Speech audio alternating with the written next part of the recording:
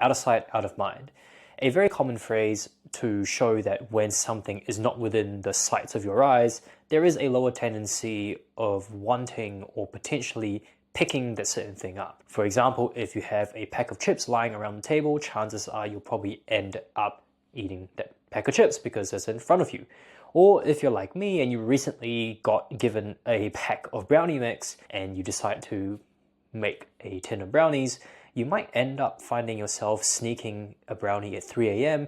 when you're being woken up to make some milk for your newborn, or maybe after coming back from the gym, or maybe if you're just perusing around the kitchen and you are bored. The reverse does hold true to this phrase though, if it's in sight, if it's in mind. Something that I tend to advise a lot of my clients, and even for myself, is water intake. A lot of my clients and people that I speak to don't drink enough water. Not because they don't like the taste of water, it's just that it almost becomes an inconvenience to drink water. And something like having a big bottle sitting in front of your work desk would probably encourage you to drink a little bit more water throughout the entire day. Again, if it's in sight, if it's in mind. Something like snacking as well. If you are someone who has a very high tendency to snack, sometimes swapping out your snacks for healthier options could be the way to go.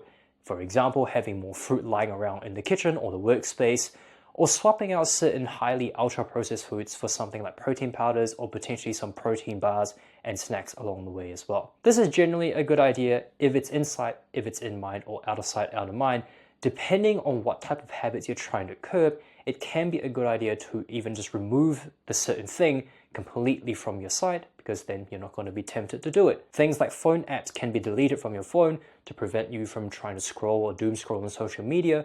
Or if you really want to get into the habit of reading a book, having a book by your bedside table can be super helpful in order to encourage you to get into the habit more often. Do you utilize this strategy? If it's in sight, it's in mind, or out of sight, out of mind? How do you tend to weave that into your day-to-day, especially if you're trying to improve your habits? Let me know, and if you have any questions, please leave them in the comments or flick me a DM of your thoughts on about this.